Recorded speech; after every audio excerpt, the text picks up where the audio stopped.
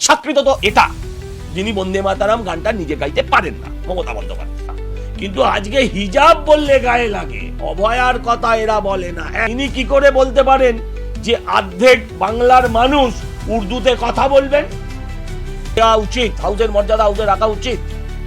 বঙ্কিমচন্দ্র চট্টোপাধ্যায়কে কেউ যদি বলেন দাদা কাকা, নিশ্চয়ই আমরা বাঙালি হিসেবে তাতে খুব একটা সন্তুষ্ট হই না, কিন্তু মাথায় রাখতে হবে যিনি বলছেন তিনি বাংলার মানুষ নয়।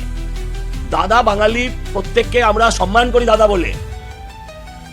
বলে বাংলার সবাইকে আমরা সম্মান করি।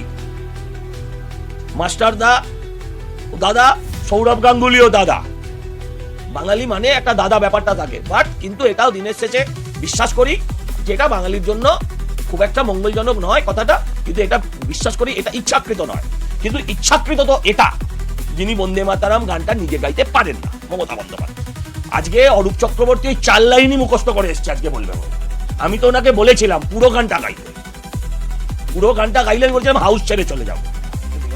কিন্তু আজকে হিজাব বললে গায়ে লাগে, অভয়ার কথা এরা বলে না। এক আর ইনি আজকে চিৎকার করলেন যে দেখাতে পারলে উনি রিজাইন করবেন, আমি নিশ্চয়ই দেখিয়ে দেবো।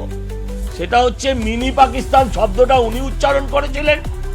আর দুই আমি আবারও বলছি, এই কর্পোরেশনের মেয়র তিনি কি করে বলতে পারেন যে অর্ধেক বাংলার মানুষ উর্দুতে কথা বলবেন? তিনি কি করে দাওয়াতে ইসলাম দিয়ে বলতে পারেন যে হিন্দু গর্ভে জন্মানো, যদিও আমি জানি ওনার মা হিন্দু, সেটা দুর্ভাগ্যের বিষয়। যদি কারোর হিজাব টানলে নরকে জায়গা হয়, তাহলে এই কথাটা বলার কারণেও মেয়রের স্বর্গে জায়গা হবে না। উনি যেমন বলেছেন ভগবান এদের ক্ষমা করো, ভগবানের নাম নিয়েছেন, খুশি হয়েছে আমরা, কিন্তু আমিও বলছি ভগবান যেন ওনাকেও ক্ষমা করেন।